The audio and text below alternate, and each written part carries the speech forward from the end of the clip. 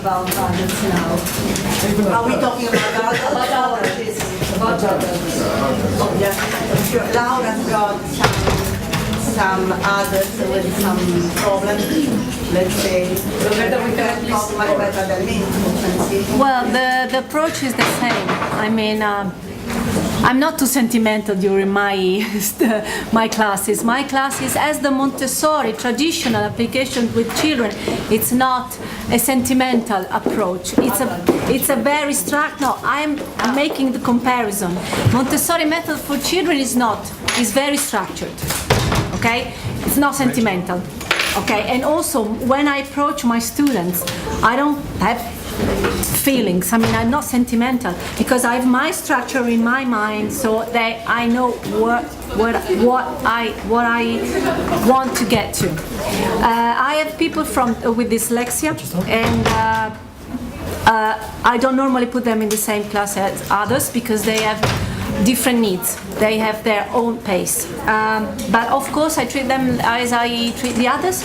I mean, because I work on the communication activity, they can't write. They don't feel comfortable in writing. So we communicate, but that's the communication approach I have with all my students. Yes, it is, they progresses. Of course it's more difficult with them. I'm not telling fairy tales, it's the hard reality, but the approach is almost the same. Communication. Okay, something else?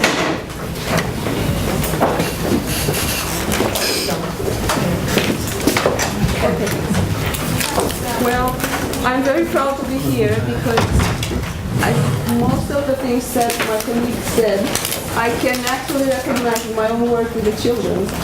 And now, because we opened the Montessori Institute of Bucharest, I can recognize it with working with adults. Because every time the adults touch the Montessori materials, they feel very excited. And they want to work. For the workshops we have with the parents in our school, Montessori School of Bucharest, they don't want to leave because for them working with something very concrete, make them discover what they have actually learned before, but in a different way. So my talk today will be mainly about how a teacher works with Montessori children, and especially applied for children from 3 to 6 because I am a Montessori teacher for that age. Okay, so I'm going to talk about the foundation of Montessori pedagogy. Montessori was thinking at the beginning, her main idea was to find the truth about the child. So what is the truth about the child? So she went into a very brave experiment, actually, that came up with a very surprising results also for herself. So her main purpose, the main purpose of Montessori education is to aid the children's development into a complete adult human being, comfortable with himself, with his society, and with humanity as a whole. Well, comparing with the traditional education, Montessori thought about the good that the potential that each child comes with when he is born. So she was thinking, let's see how can we fulfill that, help that potential fulfill. So what she did was to trust the children, and this is the main point when you start going through through a process to become a Montessori teacher, to trust the children. But to trust the children, believe me, you have to trust yourself. If you go through a process of becoming a Montessori teacher, you have to know yourself. If you don't know yourself, you don't get to know what the children need. So you go through a transformation process yourself. So I was thinking, actually, if you get that through a language lesson, language course, that is even better, because as an adult you get to feel that trust that you get into yourself and to trust the others also. So character, valuable persons can go very farther by themselves if they feel that they are trusted. Okay. If we get to talk a little bit about Montessori method, we should start with thinking that I'm a little bit there, yes. Montessori education actually begins with the understanding that the role of the adult is to help the unfolding of the child's inborn developmental powers. Usually, when we go to school, as a traditional teachers, because I'm also a traditional teacher, we expect from ourselves to teach the children virtues, but the children have the virtues in themselves, and with your help they need just to discover them, or they need to see that they are good, they can do things. It's not they have inner energies that need to be activated, not instilled in them. So, key Montessori ideas. She actually had 3 main ideas that applied into practice in a prepared environment.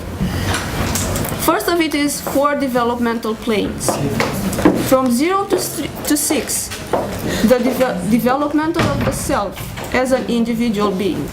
If you go into a Montessori classroom for 3 to 6 children, you will see that most of the children work by themselves. And the ordinary reaction of the adults is that, whoa, they are going to be by themselves the whole day? Are they not going to interrupt to each other? It's actually the need they feel from 0 to 6 to form themselves. They are more interested in what is going inside, not that much on what is going outside of them. That will be the second plane, 6 to 12, the development of the social being. What they have actually formed inside from 0 to 6, they are going to use as in their social interactions with the others. So it's a little bit of misunderstanding in our traditional school, because when the children need to work by themselves in kindergarten, we ask them to go to work in groups, and when they need to work in groups, we put them separately in benches and desks, because at that point they are ready, from 6 to 12, they are ready actually to work in groups. And by separating them, actually we go a little bit against nature. From 12 to 18, it's actually the birth of the adult, and the child tries to find himself. Who am I? That's a question for 12 to 18. Who am I, and what am I good for to give back to this society?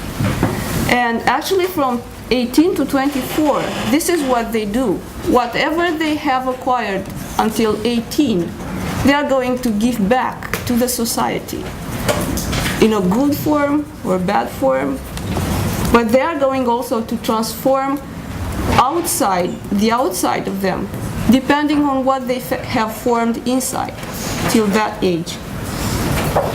The second main idea is that in the development of the children, there are some sensitive periods. What are they? It's sensitive periods mean that optimal and time-limited periods when the child is especially sensitive towards certain kind of stimulus or impressions that are essential for his development approach. From his development. So, just to give one example of a sensitive period is the sensitive period for language. I don't know if you watched the movie The Wild Child. It's the experiment, the ITAR, made with a child who was found in the forest, and he was around 6 or 7, and he couldn't acquire language from that age on. So if a child is not put in a context to learn language, it seems that he cannot learn language, his own language or whatever language he is to learn. It's a very, very striking thing. Like, we are not participating actually into the child's process of learning language. Then we're just participating by putting him into a context where he can learn language. So if that period goes on, his learning language will be lost. Another sensitive period would be that of order.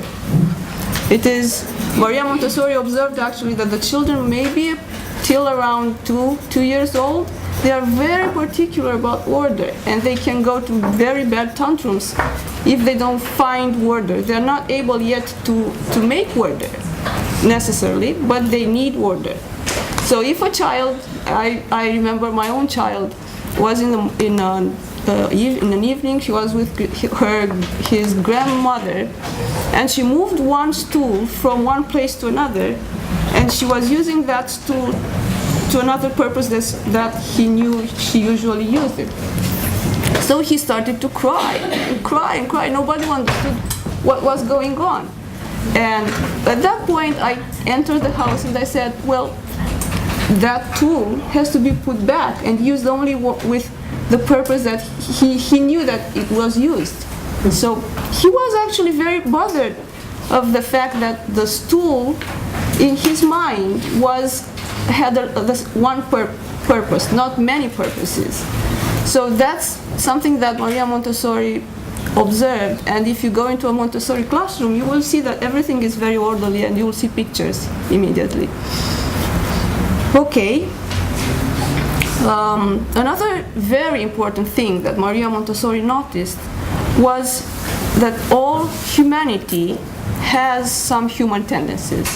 If those tendencies are not followed, the child can be lost. So the child has behavioral tendencies that give him the ability to adapt to his time and place.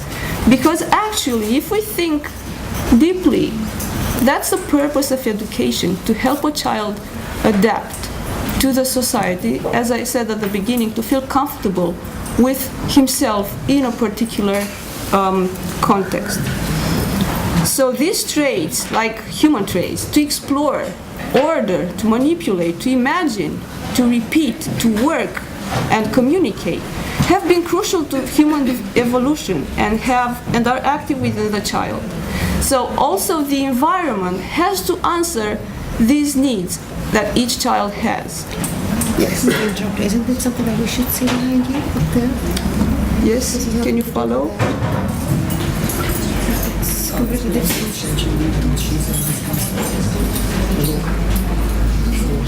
Oh my God.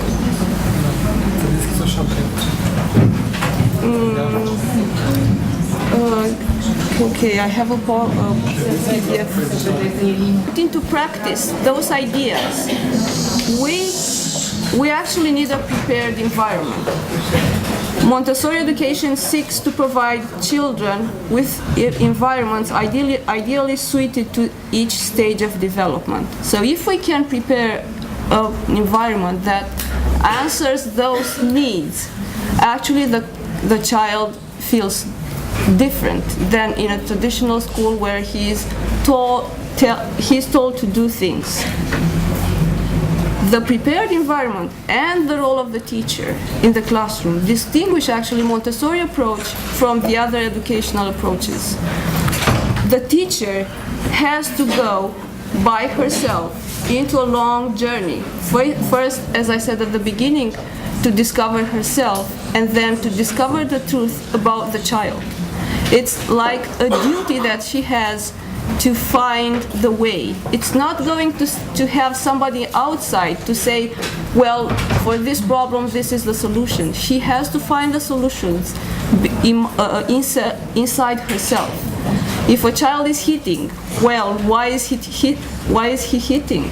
Is that a psychological problem, or is that a developmental problem? It's that something that is going home, on at home, or it's something that has to do with the normal process of learning social skills.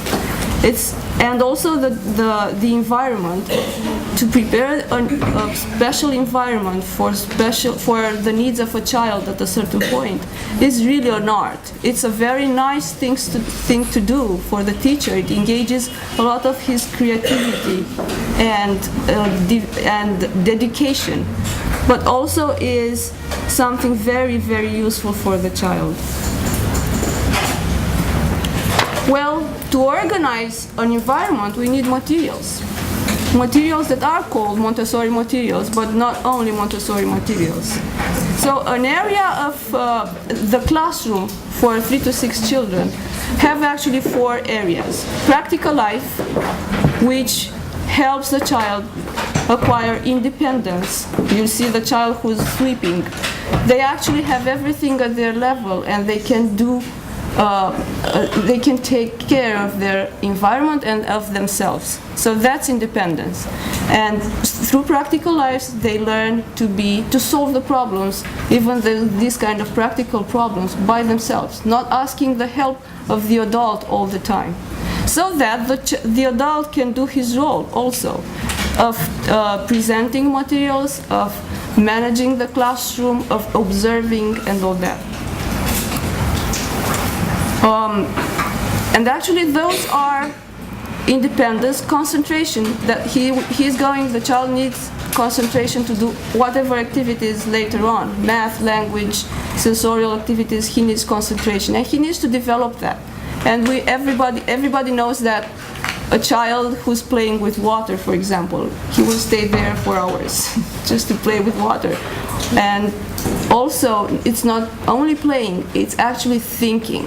Because a child, if he wants to wash a table, he needs to go in steps to follow a sequence, a logical sequence of steps to be able to finish.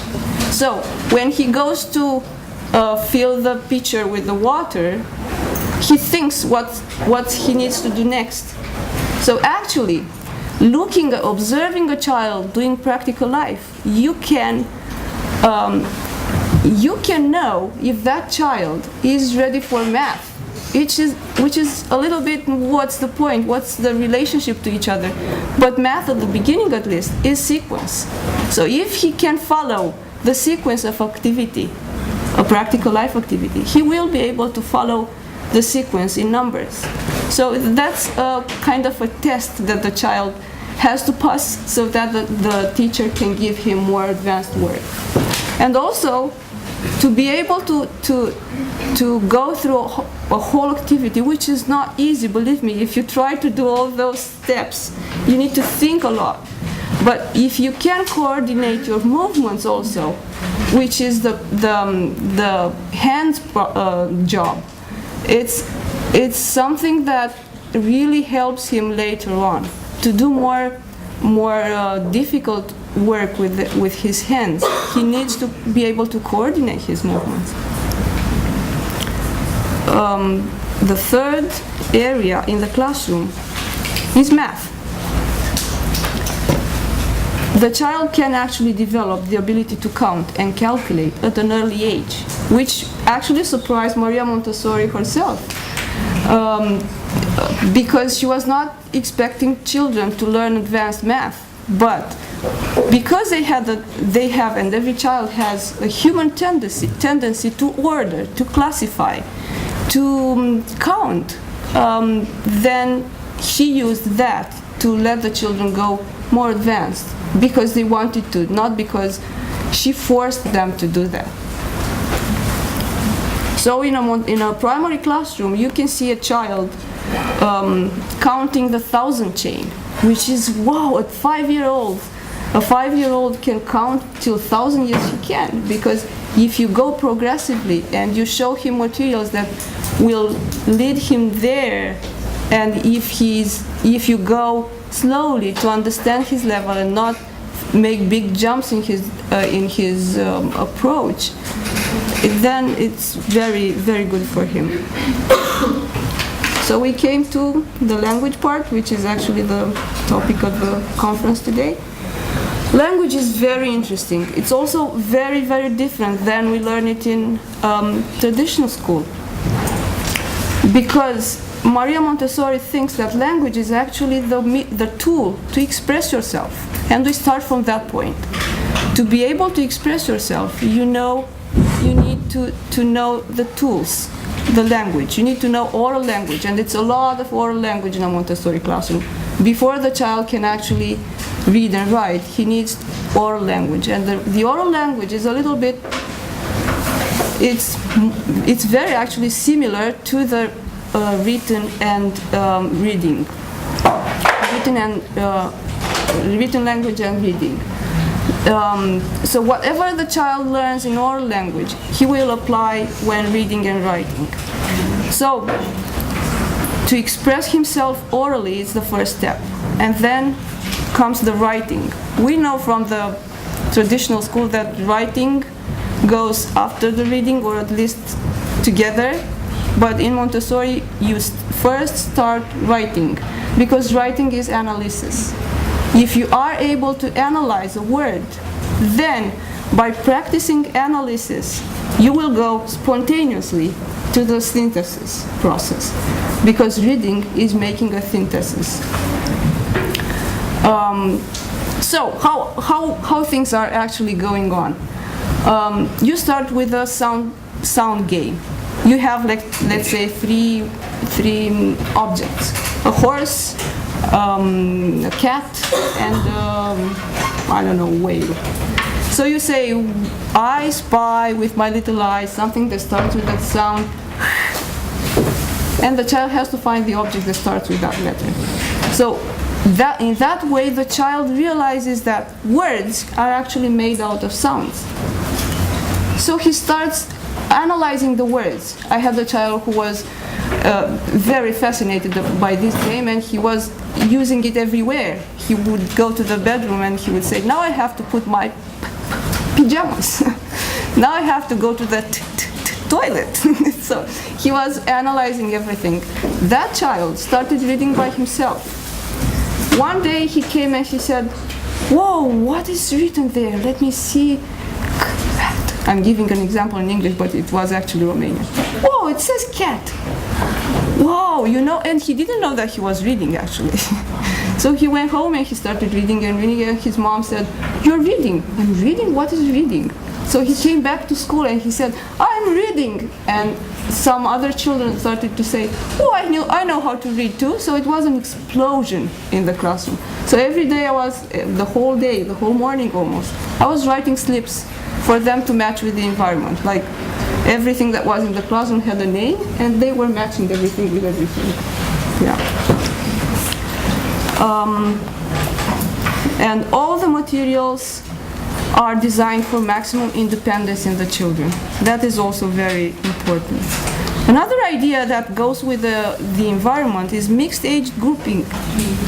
And I was actually thinking, if you start with the adults with adults that have different level of language, of that language that you teach, it's actually, from my experience, it's actually more beneficial for the adults, because I was taking my training course in San Diego, and I was not the most proficient in language, but I had around native speakers, I had around people who were not speaking the language at all.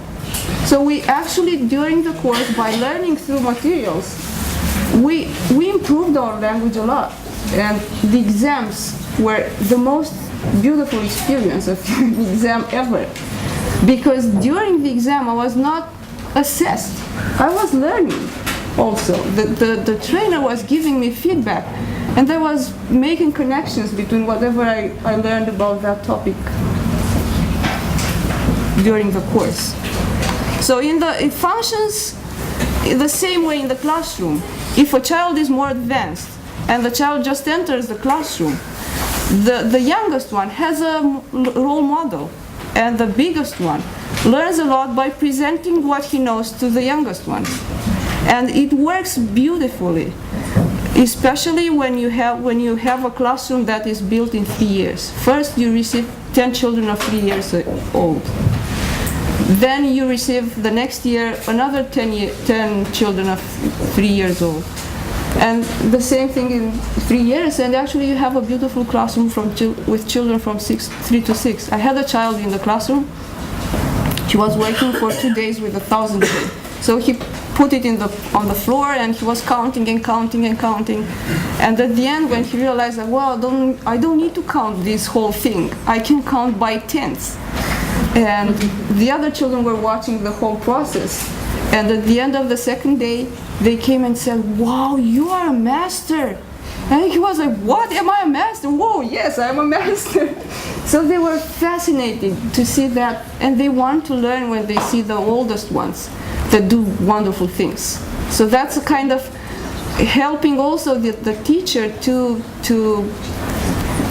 manage the whole classroom. He doesn't need to do discipline to discipline them, because they get disciplined through the work. And we got to the most, I would say, the most difficult part of Montessori method, freedom and discipline, because usually the parents, when they come to our school, they say, I brought my children here because here the children can do whatever they want. Well, it's not that way. It's not that. They cannot do whatever they want. They are free to choose work, but they are free to choose the good part. They're not free to choose the bad. I mean, if a child chooses to hit somebody, what would you do? Would you accept that? No, this is not something that we do here. You tell him, you put strict limits so that they can get freedom. It's a little bit of a paradox, but it's true. If a child feels that you give him more than he can handle, he's lost. My trainer used to say that if you give freedom to a child that is not prepared to take it, it's like you leave him in a forest without path, with no path. It's like, and Maria Montessori herself said that to give a child more freedom than he is handled to take is to betray the idea of freedom itself.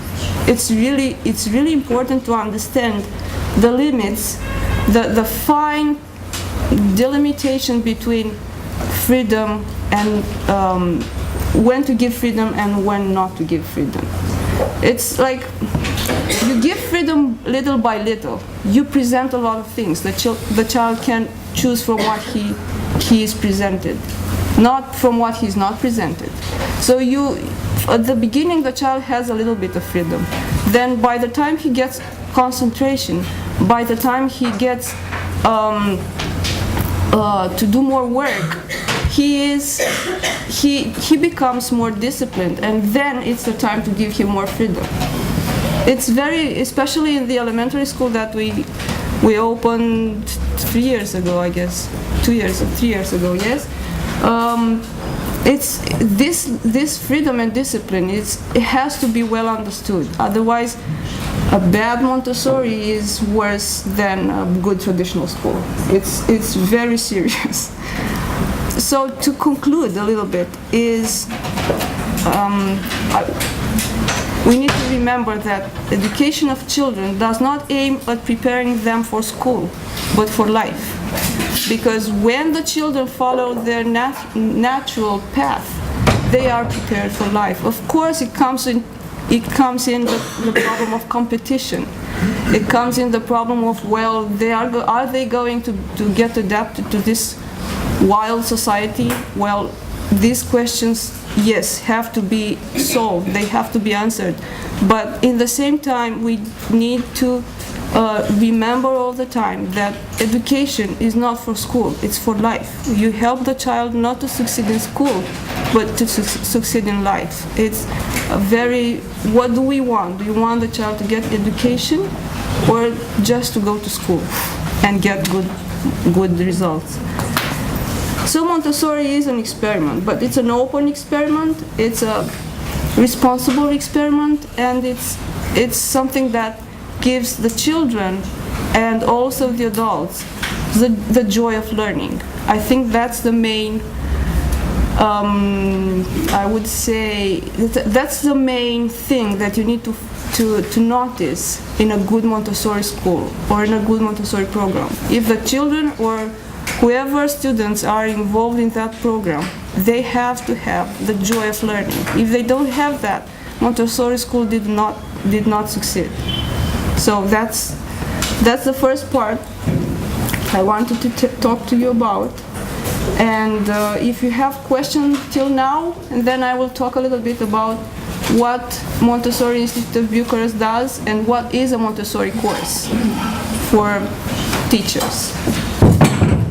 Can I make a remark? Yes. Thank you for your presentation. But I have got a clue what it has to do with the Montessori method for adults. If you want to talk about the basics of Montessori, that's what we're doing, it should have been in the beginning, because we have been talking about the best practice, the Montessori method for adults, and now we're going back to the childhood thing. And I do understand that you're very passionate and probably really good in your job, but this story really doesn't add anything. Sorry, but I had to express this. Continue, please. Thank you. Ok. Putem să punem următorul.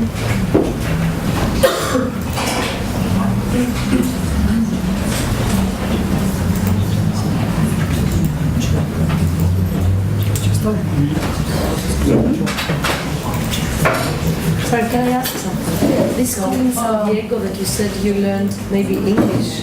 No. You felt... I was in a Montessori training course. It was a training course. Yes. And you could learn also the language at the same time? Because, I want to interfere also and express my opinion too. Mrs. Mariana Ulița is a Montessori expert, so we need in this conference an opinion from an expert.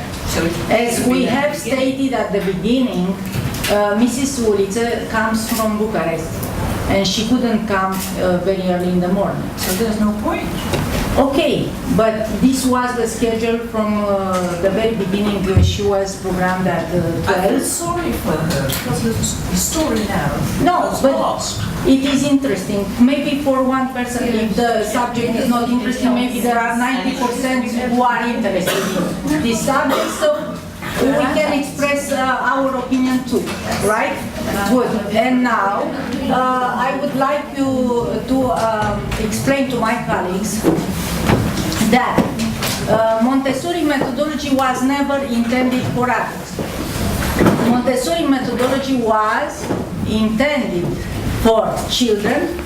What we have been doing is a pioneering experiment applying on adults.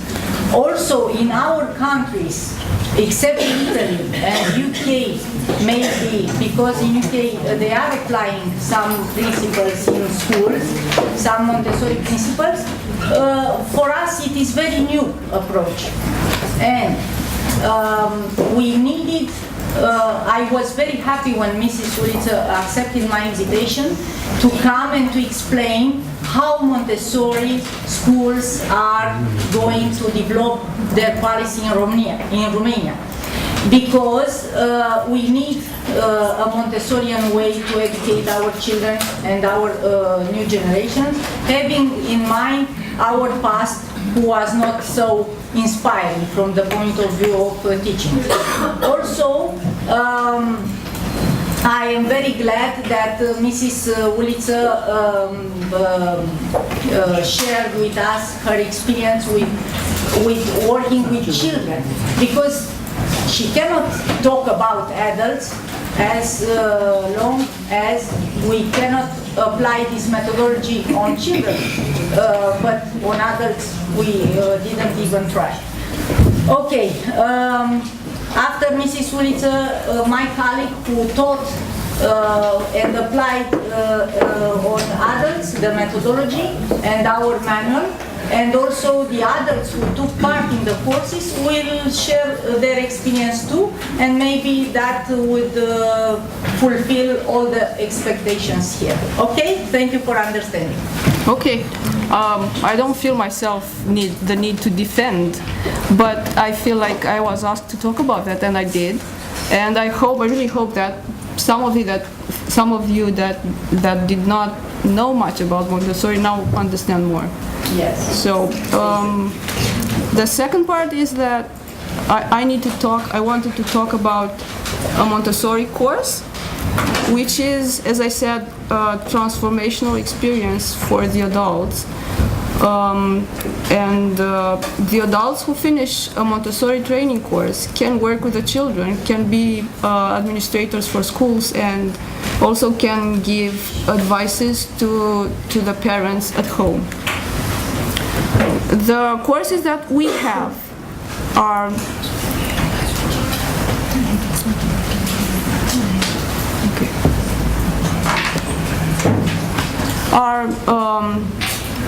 supervised by Association Montessori International, which send actually trainers to Romania, and this is something new for Romania. Montessori herself wanted to come here, but she was not allowed, so between the two wars there were a lot of Montessori schools in Romania which closed after the Second War.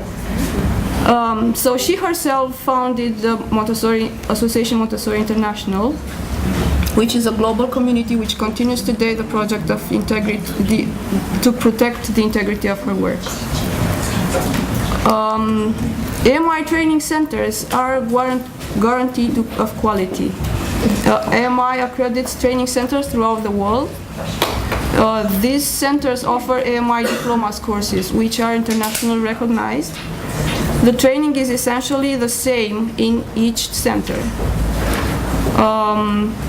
So each course is examined by an international examiner appointed by AMI. The teachers who finish a Montessori training course have an open way to find things to do in a Montessori training, in Montessori schools abroad and in Romania too. Actually, for Romania, we are training now 28 teachers, which is a lot for this point. They are going to open their schools around Romania, in Galați, Cluj, Brașov, Târgu Mureș. So the Montessori approach is spreading actually. As I said, a Montessori teacher that finishes this course can be a head teacher, an administrator, a consultant, or a trained teacher. What is AMI a course actually? It's a full-time, face-to-face course. It is offered over an academic year or several blocks. In Romania, we organize it in 4 blocks. Usually, a BA is required to be able to take the course. It includes a personal transformation through lectures about Montessori philosophy and child development, seminars, demonstrations of the materials, observations, supervised practice, material and teaching practice. So Montessori Institute of Bucharest is the organization that committed to providing quality training to the Montessori teaching community in Romania and to those interested to become qualified in the Montessori method. So we are running now 2 courses, 3 to 6 and 0 to 3. So assistance to infancy is the name of the 0 to 3 course. Primary training course is from 3 to 6, and the next courses will be the 3rd assistant course in April for the assistants in the classrooms, and the 2nd primary course will start in October 2015. So for more information, please visit our website and get in contact with us. Okay. Thank you. Thank you.